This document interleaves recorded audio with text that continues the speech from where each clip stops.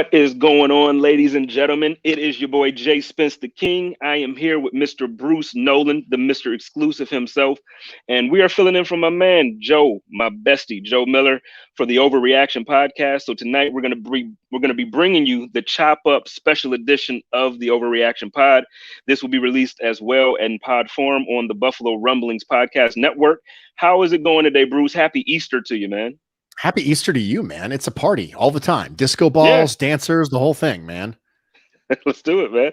So have you enjoyed your Easter? How was dinner? Dinner was good. We did some sort of pork concoction that my wife got rolling in the Instant Pot. And we love our Instant Pot. I don't know if you're an Instant Pot guy, but man, we love our Instant Pot. And we got that going. We had some scalloped potatoes, salad, some yeast rolls, some, good, hearty, old-fashioned kind of family style food. And it was a good time. We sat down, drank some water, just a pretty plain, boring. Drank some water. Listen, man, I don't know how this is going to work because, I'm starting my cooking show in September. I made the announcement yesterday. You're a pretty darn good cook, man. I see your Instagram posts often. How am I going to, I have to get you as a guest cook, but I don't know how we're going to do this. And I'm not FBI tonight. I promise I'm not being FBI. I don't know, man. I'm going to have to get I think I'm going to have to get like a bodysuit of some sort or like a costume, like the Mandalorian costume and just spray paint it like red and blue or something like that. Maybe get like the Jason mask, from the Friday the 13th movies and try and spray that on there. I don't know. I'd do something. Yeah. I don't know. We got to figure something out, man, because you are an impeccable cook. And same thing with Joe. I don't think a lot of people know this, but Joe cooks, he cooks very well. So his wife does as well. We gotta, I'm just trying to get Bills fans to be able to eat healthy before the game or during the game, healthy desserts and all that stuff. I know I posted one today, and then we can move on. We can get into the topics for the evening, but I posted a cake. I will also be doing baking on the show as well. So yeah, we're going to get it, man. We're going to get it. I'm looking forward to it. Let's do it. Let's do it. So, ladies and gentlemen, we're going to get into this. We were interacting earlier, and Bruce and I had a DM conversation where someone, I forget who it was, I believe it was PFF, tweeted out their rankings, or I believe they asked what the ranking or where you would rank wide receivers, the top four guys. The guys listed was Tyreek Hill, was Stefon Diggs, Devontae Adams, and our guy that nobody in Buffalo seems to like anymore because he caught the Hail Mary pass, Mr. Hopkins. So Bruce seems to think, well, I'll let you tell people what you think, Bruce. Where would you, or if you're going to put that list in order, 1, 2, 3, and 4, where are you putting everybody? So of those four, I said Adams, Diggs, Hopkins, Hill.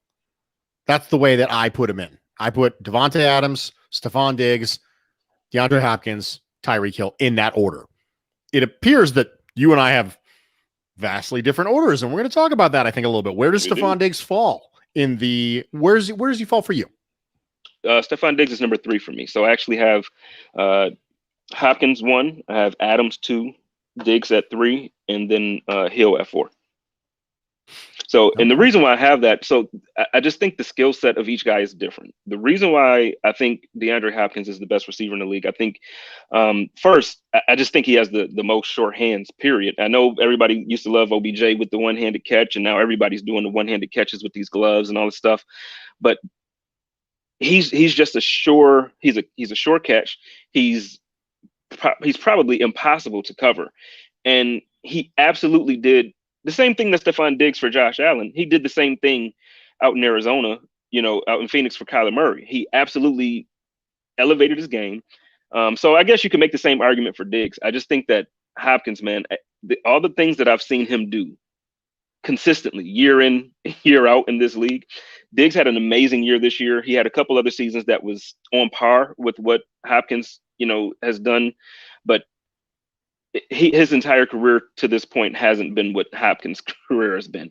And Hopkins, really, until Watson got there, he didn't have good receivers then. I mean, good quarterbacks then. He was putting up numbers with guys who probably couldn't throw as good as me. Well, that's a strong statement.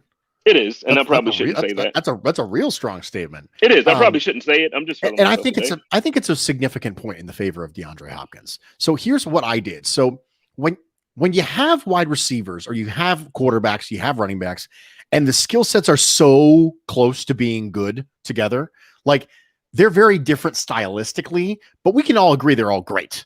Like we can all agree with that. You're not trying to differentiate between good and great. This is great and greater at this point. So how do you do that? Like, how do you sit down and how do you draw a distinction between great and greater? So here's what I did. Okay. Here's how I got there. The way that I got here is I said, okay, the first thing, how do we start ruling people out? So what I did was I went through the traits that I think are important for a wide receiver. And I started going down until I found one who was an outlier in order. So once I found one that was an outlier, I pushed that person aside. And the first thing I found was Tyreek Hill and drops. Tyreek Hill is an outlier when it comes to the remaining three when it comes to drops. He's had 35 drops in the last 5 years. That's the average 7 per year, which is markedly higher than anybody else on the list. So his drop grade consistently ranks beneath the other three. So, okay, if I need to find a reason to separate one out, I found it. And it was Tyreek Hill and his hands, which are still good. They're just not on the same level as the other three. So then I say, okay, we separate Tyreek Hill out. Great. Now we're down to 3 now. Mm-hmm. So when you're down to 3, now how do I separate 2 from the other 1? And the way I do this is through versatility. So if you look at the slot percentage usage for DeAndre Hopkins versus Davante Adams and Stefon Diggs, DeAndre Hopkins is almost purely an outside receiver. That is what he is. So you don't get a chance to move him all over the formation and pick and choose where you want to put him because he is almost exclusively an outside receiver. 10% or less of his snaps take place in the slot every single year. So almost exclusively an outside receiver. So that was allowing me to put Adams and Diggs, who are both in the 30-ish percentage range when it comes to slot usage. I put those two by themselves. Okay, I've done it. I kind of siphoned off Tyreek Hill now. Then I siphoned off DeAndre Hopkins. The first one with drops, the second one with versatility. Now I go, okay, I got 2 more. I got 2 left. Now I need to find something else that I can do to separate Adams from Diggs. And the answer is longevity. Davante Adams has done it at a higher level for longer than Stefon Diggs has done it. So that's how I came up with Adams, Diggs, Hopkins, Hill in that order. I literally went through the traits that I look at when I'm trying to like grade a receiver coming out of college and say, okay, these are the ones I think are important to me. And I went down until I found one that allowed me to carve one off. Because let's be honest, it's great and greater here. That's what you're doing. It's great and greater. It's not good and great. It's not bad and good. You're splitting hairs. And you have to find a method and a methodology to split the hairs, which is what I did. And that's how I ended up with Adams, Diggs, DeAndre Hopkins, and then Tyreek Hill at 4. And I'll level with you. I think there's probably people between Tyreek Hill and DeAndre Hopkins. I don't think Tyreek Hill's the 4th best receiver in the league. I would agree with you there. I think that was the list that was provided. So we kind of just, went with the 4 names. But I agree. I wouldn't put now, I do think that he has scary good qualities and traits for a receiver. So, he's obviously one of those, he's one of the most dangerous guys in the league at his position, but it still to me I don't think that statement still qualifies him to be a top 4 guy, if that makes sense the way I said it there. I think Absolutely. That, I think he's, for instance, we saw it in the AFC Championship game. He's so dynamic. You just can't cover him. They tried to bracket him. They try to do everything. And this guy is just so quick. That's his thing. However, the drops that you spoke about, yes, I'm with you there. It's one of those things where I look at him and I will probably put another 2 or 3 guys above him before I put him on that list. How many would you have prior? Okay, so you have that seems fair to me. I'm trying to think. Like I'm thinking through in my head some of the top wide receivers. You mentioned it on Twitter today that Antonio Brown was in that conversation for a long time. Antonio Brown was on track to be one of the greatest receivers ever, and he's still going to be a Hall of Famer probably. And so when you have a player like that and they fall out of favor so fast, 4 years ago, Antonio Brown was the best receiver in the league, and now he's like gone. Right now, he's playing third fiddle in Tampa Bay, and they're still apparently far apart on negotiations. And you look at things like that, and you think to yourself, all of a sudden, there's this vacuum. There's a vacuum in the top 5, and somebody has to step up and fill it. And you think to yourself, well, how much do we care about sample size? Because Justin Jefferson was really, really good last year. Adam Thielen's been consistent for forever. Michael Thomas had a down year because of injury. Do we all of a sudden forget about him? Odell Beckham's been banged up, and he's been in Cleveland, and he hasn't really gotten on the same page with Baker Mayfield and that offense. Where do you put Odell Beckham? Are we going based on talent, or are you going based on production? Where's Keenan Allen going? All this Keenan Allen consistently gets underappreciated. Keenan Allen is 5. Yes. I'll level with you. I think you might be right. Keenan Allen is the next Pokemon evolution of Stevie Johnson. Mm-hmm. That's what he is. He's incredible. If you go Stevie Johnson and then Stevie Johnsoner, and then the final evolution is Stevie Johnson-esque, right? That's Keenan Allen, right? He's the fully evolved version of Stevie Johnson. Yeah. And he consistently produces, and everyone, he had Phillip Rivers. Phillip Rivers didn't have much of an arm there at the end. No, and when a rookie quarterback came in, you could say, well, Herbert was a revelation. Was Herbert a revelation, or did Keenan Allen help him become a revelation? Because Herbert had some weapons there. So, the Chargers made very, very, very clear to the rest of the league that they wanted to make sure they kept those things intact, because they went out and got Jared Cook to replace Hunter Henry, because they were like, listen, we need to keep things talented around Justin Herbert. And then they spent assets on their offensive line, which I would argue probably one of the smartest things that anybody did this offseason was the Chargers investing in their offensive line. But Keenan Allen is kind of the engine that makes that go, and consistently underappreciated. I think it's probably a Pacific Coast thing, because he plays at 425 and people aren't watching him as much.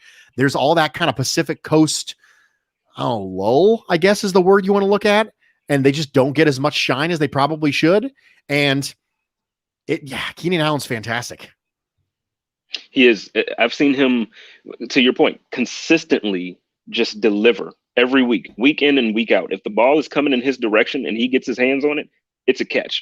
And I guarantee you, when Herbert is in trouble, he's going that direction, and it's going to be a completion or a first down almost every single time. The guy is awesome. So I felt that PFF actually showed a little disrespect to him by not having him a part of that list. I would put him over Tyreek. Obviously, we just said that. So, you got Tyreek Hill in there. No, give me Allen. Give me Michael Thomas, like you said. There's others in the league actually. So I don't even know if I would put Tyreek like that. There's other guys that I think are better. And I think right now I'll probably lose some Bills fans when I'm going to say this, but I think it's one of the things. The Bills are actually going to go into this next year now on the same thing that the Kansas City Chiefs have kind of been on. The talent on the roster is so deep. They have so many great receivers. They have so many, it's just weapons everywhere on the field. And the Bills are going through the same thing now. And Stefon Diggs is that beast, and he's our number one option. He's going to be our number one option. I'm hoping that he gets 2,000 yards next year. That's what I'm hoping for. But Stefon Diggs right now has a team to where he doesn't have to be. He doesn't have to be what Hop was on those Texans teams. He doesn't have to be that, which is it's a good problem to have. And that doesn't drop him down on the list. The reason why I put Diggs at 3 is just to your point earlier. I think that Diggs has done everything that Hop has done, but I just think Hop is just on a whole. It's just, and it's splitting hairs until you get to Hop. Hopkins just does everything better, man. And I know what your list was, and I know why your criteria. I don't know, man. I agree with you on literally 99.999% of the stuff you say. This is the only thing that I will be like, but Bruce. That's the only thing. I get it, and it's appeal to emotion, because I hear you say things like, he's just that dude, man. He's just to me. It feels like when you watch DeAndre Hopkins, you're in awe. Is that a fair statement? It is. DeAndre Hopkins to me is the guy that when I build a perfect wide receiver, I would build him with maybe 4 more inches to his height, 3 more inches to his height. I see in the comments people are talking about Julio Jones, same type of guy. I didn't mention Julio because as of late, and just the availability thing. So that's the reason why I didn't include him there. But a healthy Julio, like I said in that tweet earlier, a healthy Julio to me, he's been the best receiver in the league since Megatron. So I don't want to forget him as well.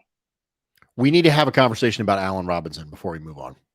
Okay. Allen Robinson deserves a spot in the top 8, top 7, strictly because of what he's had to go through with quarterbacks.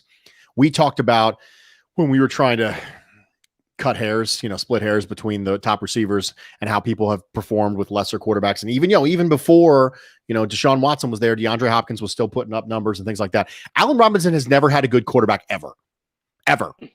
And all he does is produce Put up numbers, with terrible quarterback play and basically no help. I think Allen Hurns was the best complimentary wide receiver that Allen Robinson ever played with. So no help and no quarterback. I think there's a reasonable chance if you wanted to come to me, this is how strongly I feel about Allen Robinson. If you wanted to come to me and tell me that Allen Robinson was actually the best receiver in the league and we just couldn't tell, I wouldn't argue with you.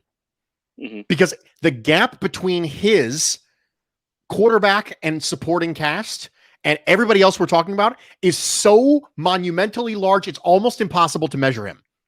Mm-hmm. Because we know he's really good, but is he transcendent if he gets a good quarterback?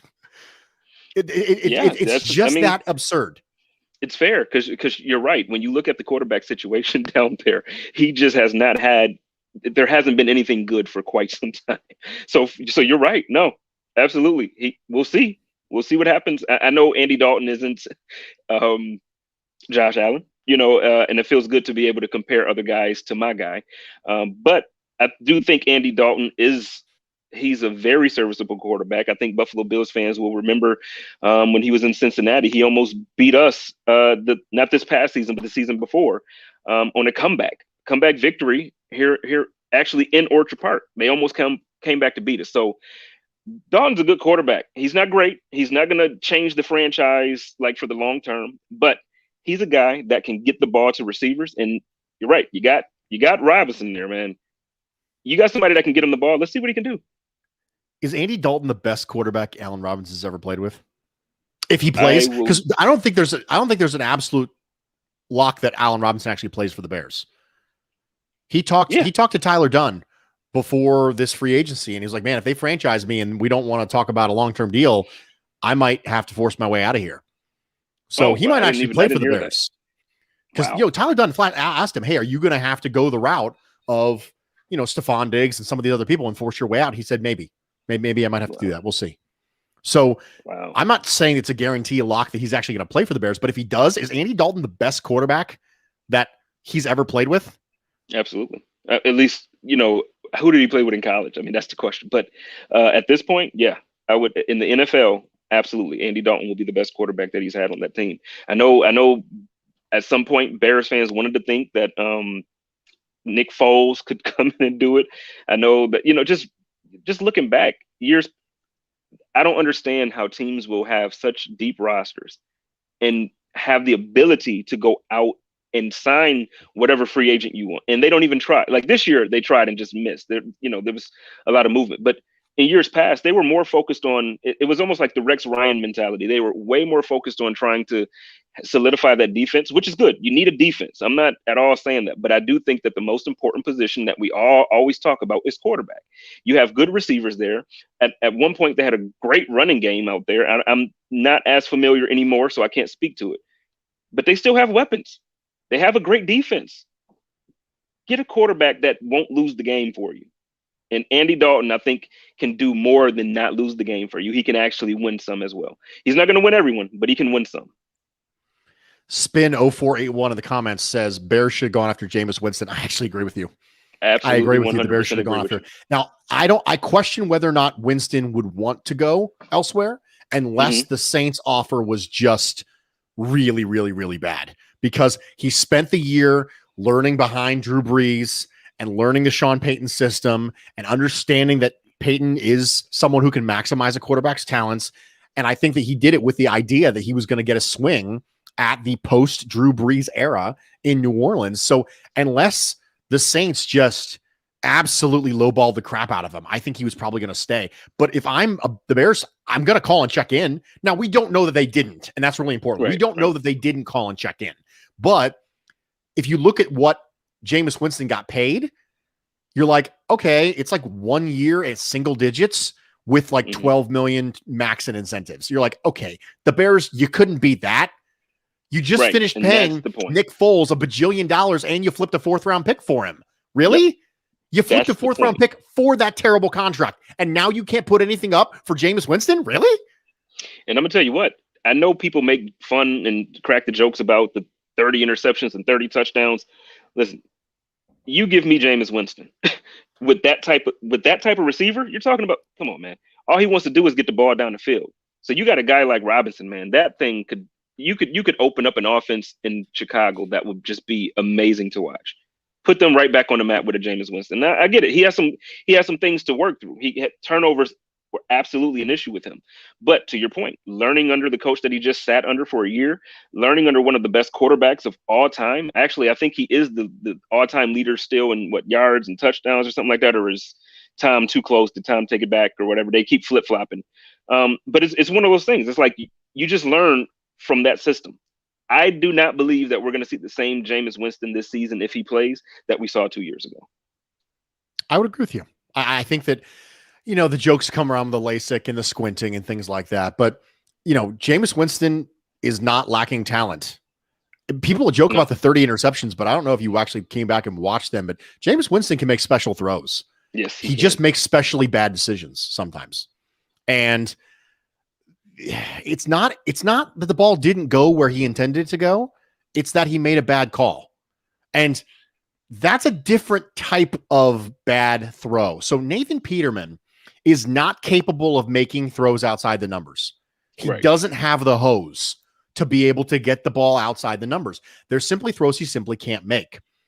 Jameis Winston makes bad decisions, not necessarily bad throws. And there's those are different things. And that's one of the reasons why when you have a talent like that, you think, maybe I can work with him a little bit. Maybe I can work with him a little bit. The Buccaneers weren't exactly a shining beacon of awesomeness when he showed up. And then, Bruce Arians showed up for 1 year and he was 30-30 that year.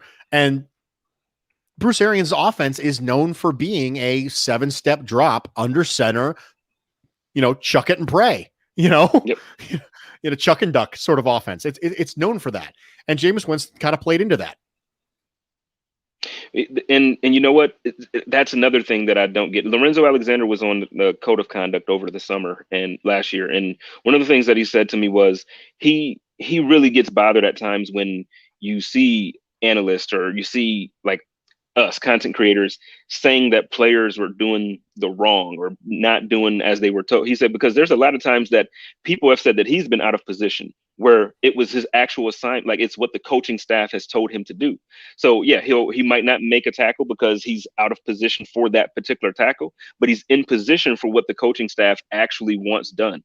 And again, with Jameis, to your point, that offense that they were running down there, they do like to just go ahead and get it out there, man. Get that ball down the field. Let's throw it, man. Let's take our shots. That was the philosophy of the team. I think in a more safe offense, I really do. I think Jameis, man, I'm excited to see Jameis get another shot. Me too. You are listening to The Chop Up with JSpenceTheKing and Bruce Nolan on the Buffalo Rumblings Vidcast Network. If you have not done so already, make sure that you I think I'm supposed to say smash that subscribe button or like mash it or jump on it. I'm supposed to do some sort of action verb with the subscribe button. It's not so much you're supposed to click it because it's not strong enough. So I think it's like a hump that or no, that's for the Hump Day Hotline. Yeah, that's Wednesday, but we can say it.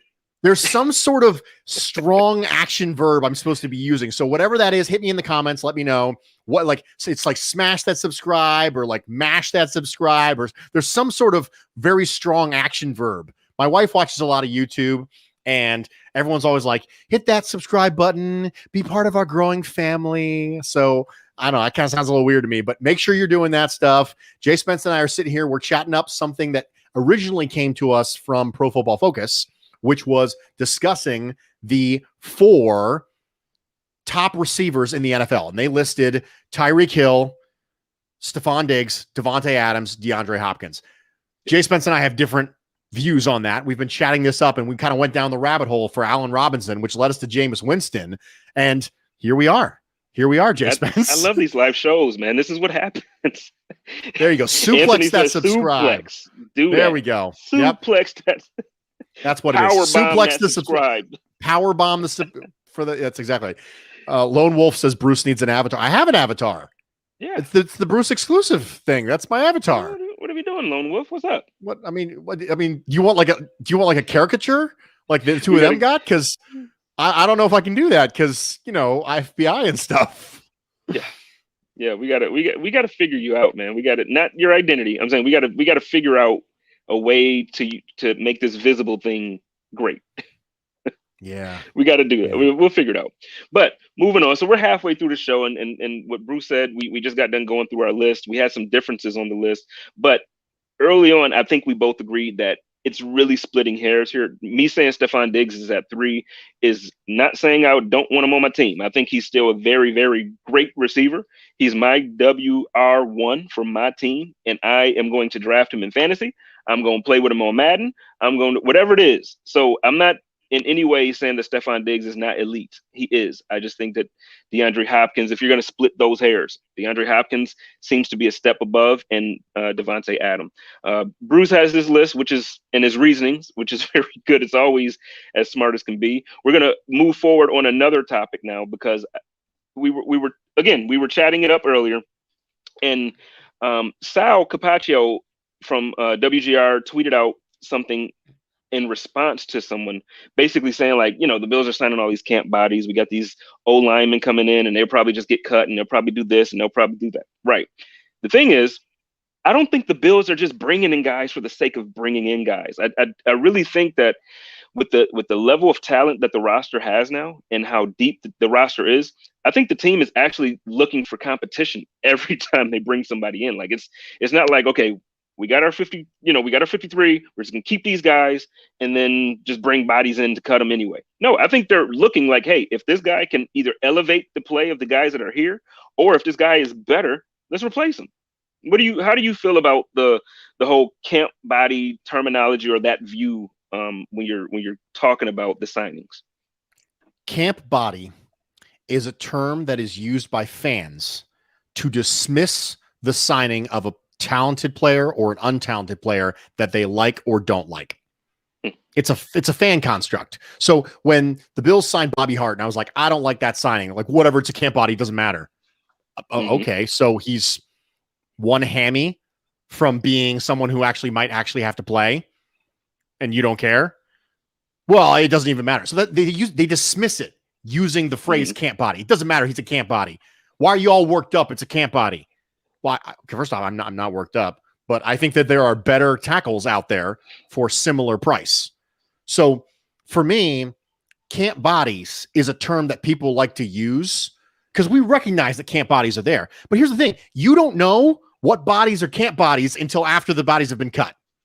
Mm-hmm. That's when you find out which bodies were actually, because by definition, camp body means a body that was only there for camp. But you don't know that. You don't know that until the 53 is cut. Do we think Del'Shawn Phillips was going to make this team last year? Did anybody, if you had Del'Shawn Phillips making this team, send me your tweet. I'll make sure I retweet it and making sure that you get the pub that you need, because nobody had Del'Shawn Phillips making this team last year. But you never know. I most certainly didn't. I most certainly didn't. When we did our 53 breakdown, when Joe and I did that, I did not have him anywhere near the roster. I absolutely thought that the veteran guys that we had, I just thought that was it. What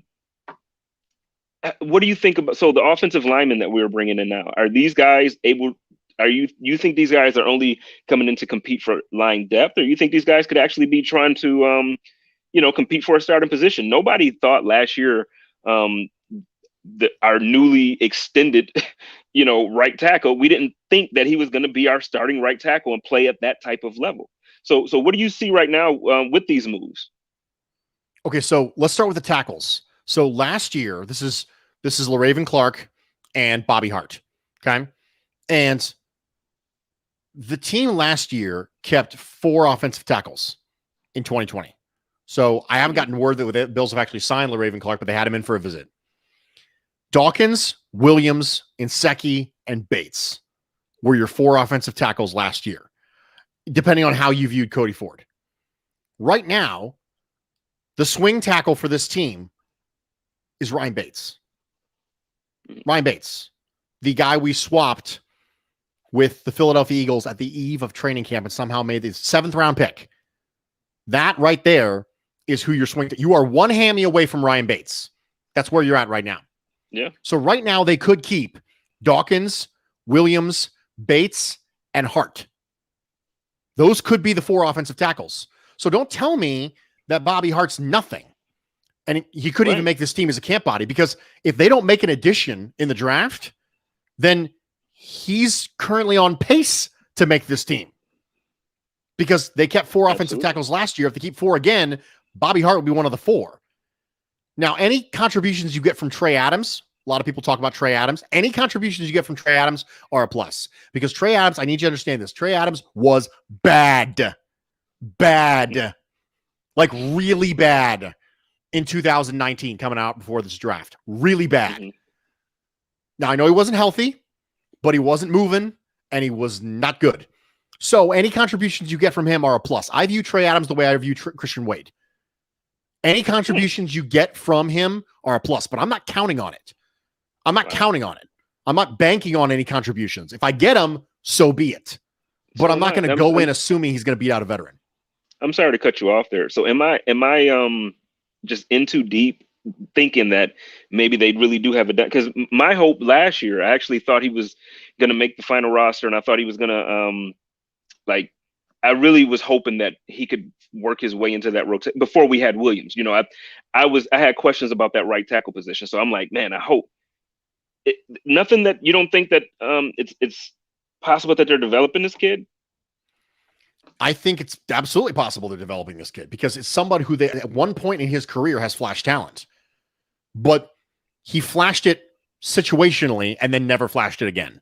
So we don't know as onlookers, because we didn't get a chance to see him in preseason at all, but we didn't know whether or not that was really, he thought maybe he was a 1st round pick, 2 years ago, and then all of a sudden he's not anymore. So we don't know as onlookers if that's something where he peaked early, or if he just flashed a little bit and he just never flashed again, because he hasn't shown sustained levels of really good play. He just showed moments of really good play. And then we expected, coming into his final college year, he was on the watch lists of, hey, Trey Adams is a guy to watch. And then he absolutely tanked his last year. And now, again, injuries were a part of that, but he wasn't moving right. He wasn't playing right. It wasn't, he's a developmental prospect, but you can't really count on ever seeing that again. If you do, great. But we're going on 3 years since we saw decent play from Trey Adams. Okay. That's how long it's been. And so I'm just not willing to count on it. Just hurt my feelings. It's okay. Just break my heart. Just rip it out, throw it on the ground. It's all good. It's all good. I don't want to change topics or I don't want to, but Joshua has a pretty good question that I want to ask you. And I know we talk a lot about the draft. We're going to get right back to the topic that we were on. But Joshua says, great show to us. What, if any, splash move can you see Bean making in the 1st round? Is there anyone in the draft you think is worth going after that could really help us take the next step? I know everybody knows at this point that Bruce is not on board with a running back in 1st round. What would you consider a splash pick to immediately help out this team? I'll level with you. There's nothing that Brandon Beane could do in the 1st round aside from trading up a crazy amount that would surprise me at this point. If he picked a running back at 30, I'd be like, yeah, okay, I see it. I understand. Like, I'm not going to think it's good value. We've already established that. Right, but I wouldn't be shocked by that. If he were to take an edge, like say Kwity Paye falls or Azeez Ojulari falls, someone like that. Jalen Phillips is a popular faller because of the medical issues. If you have someone like that fall and they pick him, I wouldn't be shocked. If Caleb Farley falls due to medical and they picked him as a CB2 out of Virginia Tech, then I wouldn't be surprised by that either. The only thing that would shock me from Brandon Beane is trading up significantly, because I would view that as recklessness. I wouldn't view that as aggression. So I think Kyle Pitts is going to be gone no later than 6, Anthony. So I don't know if trading up for Kyle Pitts is even going to be a thing. I personally, I think he's going 4 to Atlanta, but I don't think he gets past 6 at Miami. So for me, you don't even have enough assets to get that high. I mean, you got to pull Ricky Williams, Mike Ditka, and trade your whole draft and then some of next year's to get up there. But for me, the number one thing that I can see that would shock me would be Bean trading up. That would be the number one thing that would shock me, I think. Well, I'm sure you remember my emotional rant that I had last week when I had Sterling and Dave from Built in Buffalo on the show. And I understand that it probably would be a reckless move, which is why I am a content creator here on the Buffalo Rumblings Podcast Network, and I am not a general manager of a football team. But I feel like when you're at this level, good teams draft late. So you're not going to get the same caliber or quality of players at 30, 31, 32 as you're going to get in the top 5. Obviously, that's an obvious statement. The thing is, if we're this close, I feel like at 30, I don't personally, but I'm also not a draft expert. I don't personally see anything that moves the needle enough for me in the draft to say, hey, now we're ready to go up against the Chiefs and dominate them the way they did us. I don't see that. As far as talent for me, if you're going offensively, I think moving up would be that. But I don't think that's going to happen. I don't think so either. I think that I'll tell you one thing that wouldn't shock me that might shock a lot of Bills fans. They should probably prepare for it is if they took a wide receiver at 30. I don't think you should be surprised if Brandon Beane does that, because now that would be shocking to me. It wouldn't shock me, and I'll tell you why. Cole Beasley's going to be 33 coming off a broken leg. Emmanuel Sanders is 34 on a 1-year deal. If Cole Beasley keeps up his reasonable play or starts to tail off a little bit, Emmanuel Sanders has a 1-year deal. Let's assume for a second that Gabriel Davis doesn't take the next step, which we all assume he's going to. I hate that. I hate when we assume improvement. We should hope for improvement, but we should never assume it. You shouldn't assume Gabriel Davis is going to end up being wide receiver 2 for this team. He might, and that'd be great. But if he doesn't, this team could go from a 10 and 11 personnel team that's fully stocked to a 10 and 11 personnel team that doesn't have enough wide receivers real fast. Real fast. That's what happened to the Chiefs. They thought they were in a position to be a little cute at 32, and they took Clyde Edwards-Helaire. And now they are missing wide receivers and they're missing tackles. Yeah. And there were a bunch of good players that got taken right after they picked at 32 that really would have helped them out this year. If they would have taken T. Higgins at 32, they would have been a lot better off. Cincinnati's really happy with their pick of T. Higgins. I'd say they are. It is what it is. Yep, absolutely. What about Grant and saying trade up for Rashawn Slater? I don't think he's gonna last long enough.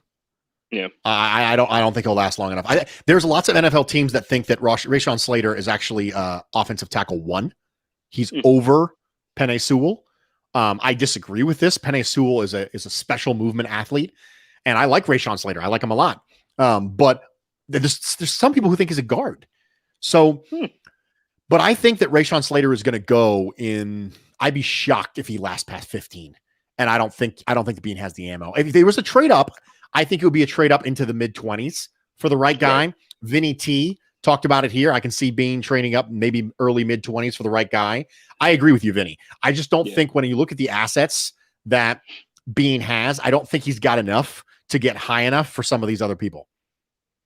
To your point about the wide receiver, though, there's a comment here from Spin that says people assumed Robert Foster would take the next step for wide receiver 1 and look at what happened to him. I posted the video not too long ago where everybody was so excited and everybody thought he was really going to be that guy. Even if not, our number 1 guy, we thought we could bring in more talent and he could we got talent. If he's our second guy, then we're good. Just didn't happen. I am grateful that Brandon Beane and Sean McDermott recognized that when we were questioning them. It's like everybody's like, "What? You're getting rid of Foster? He was the only one we." And now you see where we are. Thank you so much, Brandon Beane and Sean McDermott. Follow-up question though about the wide receiver, and then we can move on now. What are your thoughts about Isaiah Hodgins, though? Because there were a lot of people last year when he was drafted, and some people thought that he was actually a better prospect than Davis. And if he is a better prospect than Davis, we had a wide receiver on injured reserve all year that we didn't even really get to see. And I think he's talented. You look at his college film, that guy catches everything that's thrown his way. Everything. So, me. I'm one of the guys who had Isaiah Hodgins rated higher than Gabriel Davis. I was one of those guys who had him rated higher. It was close, but I actually had Isaiah Hodgins rated higher than Gabriel Davis. Isaiah Hodgins is a big slot player. He's a big slot player. That's what he is, in my opinion. I think he's a David Nelson like player. Okay. He's someone who I worry about him and his ability to get off press, which is one of the things that confines him to the slot. I really think that he's someone who can give you a specialty kind of skill set in the slot. Like you said, gives you great hands. I mean, one of the best sets of hands in the entire class last year. But I think he's a specialty piece. I don't think he's a significant wide receiver 2 contributor, wide receiver 1 contributor. He's a big slot. He's a specialty player that you can roll out against specific defenses that have issues with size in the slot. And you can have him make contested catches and back shoulder throws off of a slot fade and things like wheels and things like that. And I don't think he's a replacement for Cole Beasley by any means. They're very, very different players. They're very, very, very different players. But Hodgins, Richard Russ says Hodgins had the best hands in the draft. I agree with that. At least tied for sure. Yeah. Yeah. He was nice, man, in college. And so I'm looking forward to seeing him, on this team. But to your point, if they draft a wide receiver at 30, first, who would you? This wide receiver room we have is pretty awesome, man. Like who would you think would be the first guy out? That's tough. Duke Williams. Well, true, but he wasn't. To me, he wasn't. I'm looking at the 53 that we had. Now you replaced John Isaiah Brown McKenzie. Okay. I mean, think about it this way. So last year, we kept Isaiah McKenzie and Andre Roberts. One of those people didn't contribute on offense basically at all, was Andre Roberts. So what if you get a wide receiver who gives you Andre Roberts stuff, right, as an ability in the return game, but also can contribute on offense? I know for a fact the Bills can find room for him. I know that because they found room for Andre Roberts last year as a wide receiver. Right. So what if you get Elijah Moore at 30? Elijah Moore can be your developmental slot guy behind Cole Beasley. He can give you all of the gadget stuff that Isaiah McKenzie gives you with higher upside as an actual receiver. Okay, I'm with it. I'm with it. My man Steve Lynn says, I always say the name wrong. Is it Kumaro? I don't want to say it wrong. Okay, Kumaro may even be better than Hodgins. Now, we got to see him for a game, I believe, and then he went to Green Bay and eventually made his way back to us. What are your thoughts on him? I thought he looked good the game that we saw him, but I don't know enough about him for me to agree or disagree with this statement from Steve. Right now, I think he's projected to make the 53-man roster because of his contributions on special teams. Right now, he would be my final spot on the wide receiver room, but we haven't added anybody yet. But if we don't add anybody to the wide receiver room, then I think Kumaro is probably the last man standing when it comes to making the team because he can give you the gunner ability. Grant asked, what do we do with McKenzie? Trade, or what do we do with McKenzie? Yeah, and that's what we were just talking about, Grant. I think if he is the one to go, that would hurt a lot of Bills fans. That would hurt me. It would hurt Brother Bill. I know for sure. I don't know, Bruce. I don't know. Obviously, we get these emotional attachments to these players because, like, now I'm thinking about it. It's like, dang, if we draft somebody at 30, that means I already lost Andre Roberts. Like, the hell, I already lost Andre Roberts. I don't want to lose Isaiah McKenzie. I don't want to, but then at the same time, we're getting better. So I don't want to be so emotionally attached to these guys that, we can't improve. So I don't know. I'm looking forward to it. It's actually exciting now that we really don't know what the heck the Bills are going to do. It is. And the draft is like Christmas for me. Anyone who knows me, anyone who's listened to the Bruce Exclusive before, the draft is like Christmas for me. I love the draft. The draft is because two of my great loves are college football and pro football. And for one weekend, the two of them converge into this Power Ranger Megazord like being that destroys my world for 3 straight days. And I actually suffer through like post-draft depression. Like when it's over, I actually get sad the way my wife gets sad when Christmas is over. Like that's the way that I feel when the draft is over. And so for me, it gets more exciting when you go in with a good team. I never got excited about having a top 5 pick. I never got excited because the mantle of expectation gets thrust on these top 5 players. And if they bust out, you set your franchise back again because you had this huge opportunity and you swung and missed. You know, if you look at that 2013 draft, you know, in 2011 draft, Marcel Darius had some good years with the Bills. Mm-hmm. But if you look at all the players that were drafted around him, all of them ended up being better. And then if you look at aside from Blaine Gabbert, but if you look at the 2013 draft and EJ Manuel and you think, gosh, goodness gracious, the things that I want to happen, I don't have to feel as strongly about. Steve says Bruce may finally get his wish and the Bills draft a cornerback at 30. Maybe. From your lips to God's ears, Steve, because I've been pounding the table for that the entire last year. When it got to the point where the Bills were picking, goodness, what were the Bills picking? 54 last year? Is that what the Bills were picking in the second round? Yep. And we were getting closer. We were getting closer and closer and closer. And I was thinking to myself, wow, the Bills are going to have some really good ability here to be able to pick up an impact playmaker. I really think that's going to happen. I'm like, okay, here we go.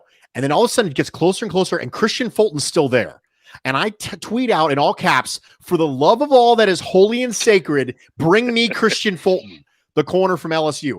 And then they pick AJ Epinesa. And I'm like, yeah, it's fine, whatever. And then the next round, I'm like, okay, now you're going to give me a corner and nothing. And it was just like getting repeatedly shot down by your girl over and over and over and over and over again. Until eventually the 7th, they give me Dane Jackson. And I almost feel insulted at that point. I'm like, you got me another 4'6" scrappy corner who likes to tackle and is super aggressive in zone coverage coming forward. That's awesome. Thank you so much. I'm literally going to go cry in my pillow now. But maybe this is the year. Maybe this is the year. We'll see. Well, you know what? I have been critical of Levi Wallace. He has improved. Last year, he started off rough. He had some moments, but he did improve. He got better, made some big plays for us down the stretch, you know, playoffs and all that. He made some great plays. I would absolutely love for us to be able to upgrade CB2. I'm with you, Bruce. I'm with you 100%. And my man Brian, he's with you too. He says, man, we've needed a CB2 ever since the end of 2017. They must address the CB2 position. I love you, Brian. I'll send you your $20 in the mail. Lone Wolf says the team would be nuts to give a 3rd round pick for McKenzie. Oh, this must be a comment you guys are having fun in the comments here. I love it when you guys interact with each other in the comments. I love it when you interact with us. Do us a favor, hit subscribe, hump that like, smash that like, or whatever you want us to say today. Just do what you do to that like and subscribe.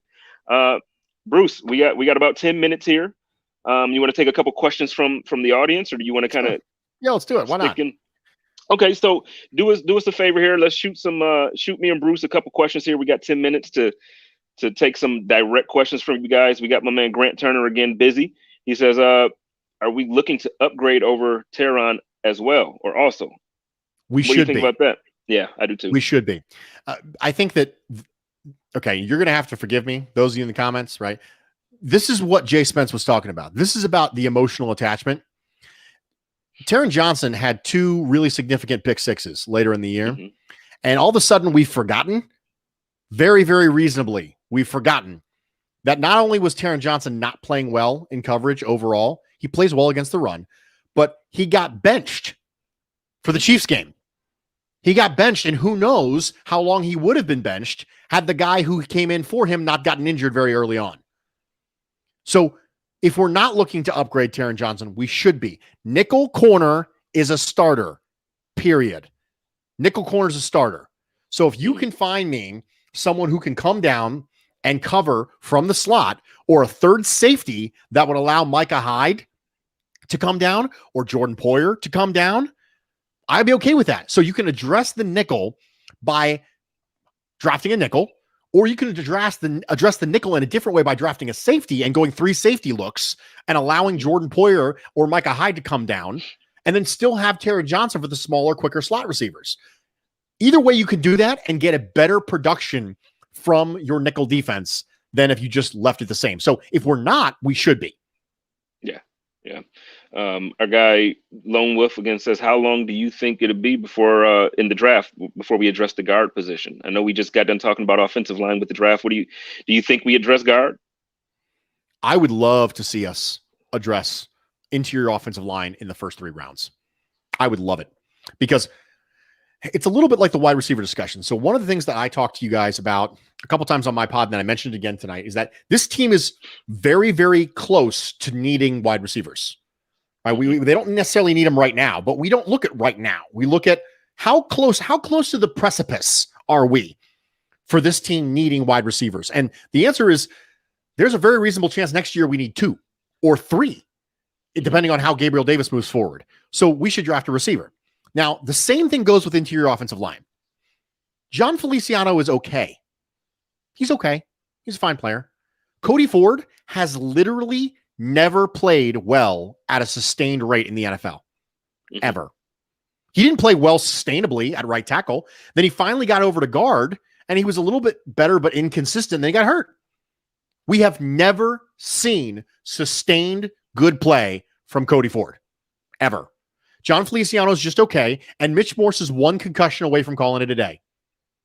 So, dude, I'm sorry. Go ahead. In the same way with wide receiver, the Bills are inches away from needing 3 interior offensive linemen. So, yes, you should draft a receiver. Yes, you should draft a corner. Yes, you should. This is why I'm not on team trade up, guys. This is why right here. I just said the Bills are inches away from needing a couple receivers, inches away from needing a couple interior offensive line. We already said we want to address CB2. We have linebacker depth. You could draft a safety because you got basically nobody behind Jordan Poyer and Micah Hyde, unless you're a Jaquan Johnson believer. I love Jaquan Johnson, but not as a starting safety. I just now mentioned 4 positions off the top of my head where you could use some influx of talent. This is why I don't want to trade up right here. This is why I want to trade back. You are never 1 piece away. You're never as close as you think you are. You're never, gosh, we're so close with just Super Bowl team. Let's just trade up for Travis Etienne.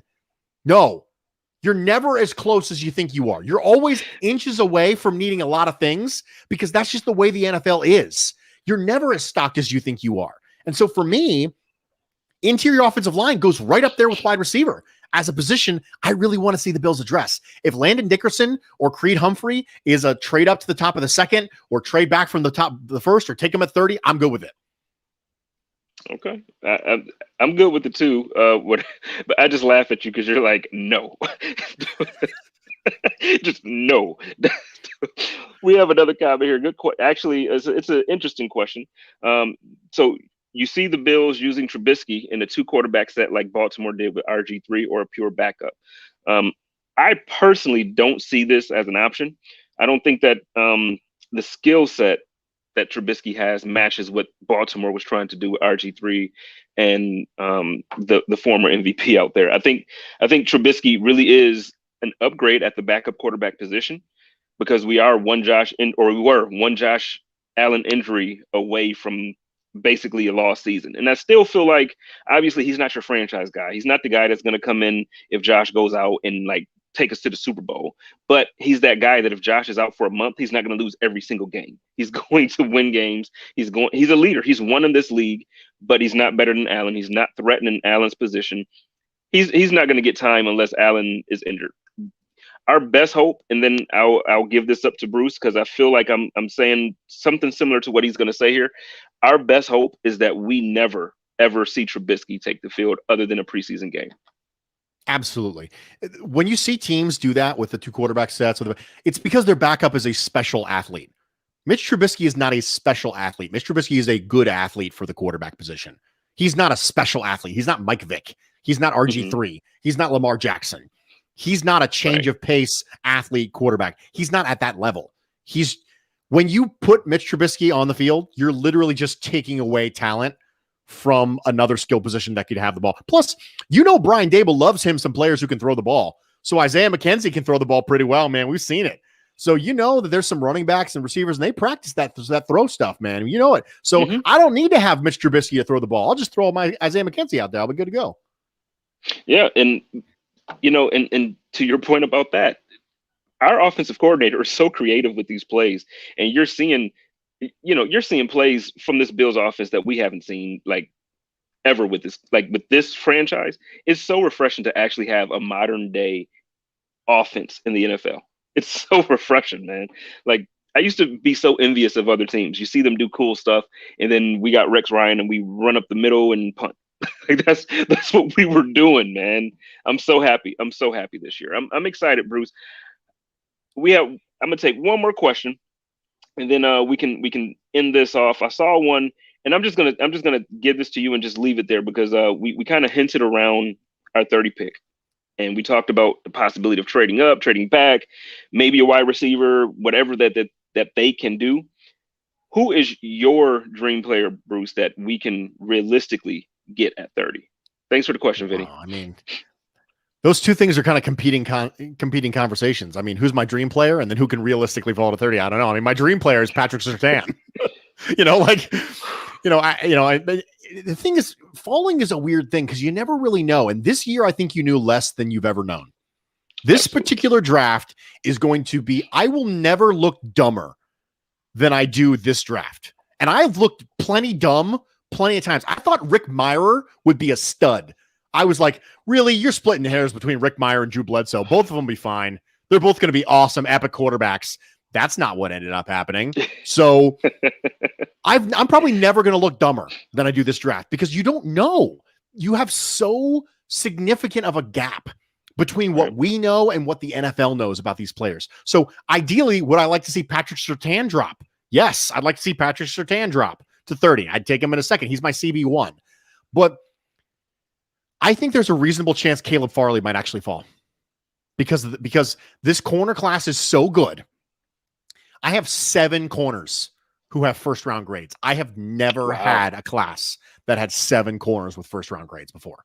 So for me, this corner class is so good, and Caleb Farley with the medical, they're going to find reasons to not pick him. So I wouldn't be shocked, to be honest. If Caleb Farley got to 30 and the Bills picked him, I'd be thrilled, but I wouldn't be floored. I wouldn't be like, oh my gosh, I can't believe that happened. Because when there is an opportunity for an NFL team to not take a risk, they're going to do it. They're going to say, well, I could have a really good corner, or I could have a really good corner who has back problems. I think I'm going to take the really good corner who doesn't have back problems. That seems like an obvious one. Because if I get this wrong, I get fired. So they're risk adverse. We've seen this. You saw it with DK Metcalf and the injuries, the foot and the neck falling all the way down. You saw it with Maurice Hurst, who ended up going to the Raiders because of the heart condition. You saw it with Sweat, the defensive end, Montez Sweat from Texas A&M, went to the Washington football team later in the first round. He thought he was going to be a top 5, top 10 player, fell all the way to the 20s with them because NFL teams are risk adverse, and we start to see these players fall. So I wouldn't be shocked if Caleb Farley actually fell. And if the Bills medical is okay on him, and the Bills medical team is very, very, very good. So if the Bills drafted Caleb Farley at 30, we can feel okay that they think that the back things are something that can be managed, and the talent is there. It's very, very evident. So I would not be shocked at all if Farley was there at 30. And if the Bills picked him, I wouldn't go streaking per se, but there would be streaking like vibes going through me at the point. Bruce, man. Spence calls me on the phone. Hey, man, Bruce, how you feeling? We're going streaking. You've got me a couple of times today. You had me like, you got me. Before we go, I want to ask you: Is Asante Samuel one of those cornerbacks that has a first round grade for you? Yes, he is. Okay, that's who I want. That's who I want. I'll be completely fine with Asante Samuel at 30. Yeah, you think he makes? Like if you think 7 guys are there, you really think one of those guys are going to be? There's some teams who could use a good cornerback before us. I guarantee you a lot of them will be there because there's no way. We've never had 7 corners go in the first round, I don't think. Okay. So, 4 of them could be there. 3 of them could be there. But I'm very, very confident that Horn will probably be gone because the NFL and everyone else seems to be a lot higher on him than I am. And Surtain will be gone. And Newsome will probably be gone. So then you're dealing with the Asante Samuels and you're trying to corner and edge or kind of go bouncing back and forth. You got Kwity Paye and Jalen Phillips. I think corner and edge are going to be right there. It seems like every time I'm doing mocks, I'm seeing either there being a run on corners right before 30 or a run on edges right before 30. So I think that it's kind of a good year to have the needs that the Bills do.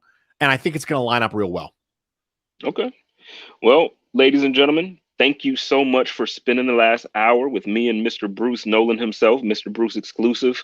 Bruce, why don't you let everybody know where they can find you, where they can find your content? Obviously, we're on the same network, but go ahead and let everybody know. I appreciate you having me, Jay Spence. I think so much for inviting me along. And I think we're going to do this next week, aren't we? We are.